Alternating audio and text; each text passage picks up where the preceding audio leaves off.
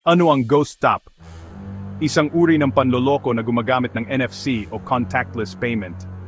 Ang mga scammer ay pwedeng singilin ang card ng hindi mo namamalayan, basta't malapit ito sa bulsa o bag mo. Paano ito nagagawa? Gumagamit ang mga kriminal na maliit na NFC reader na kayang magbasa ng contactless card. Ilalapit nila ito sa iyong bulsa o wallet sa pampublikong lugar, tulad ng bus o mall. Mabilis ang transaksyon dahil maliit ang halaga na pwedeng singilin, kadalasang walang PIN. Kung hindi agad mapapansin, pwedeng ulit-ulitin hanggang makuha ang malaking halaga. Paano maiiwasan ang Ghost Tap? Una, gumamit ng RFID NFC blocking wallet o card sleeve.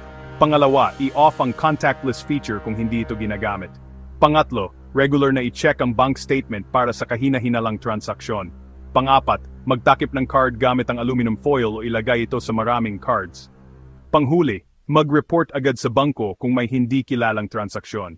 Sa kabuuan, ang Ghost Tap ay isang tahimik, ngunit delikadong paraan ng pagnanakaw gamit ang NFC.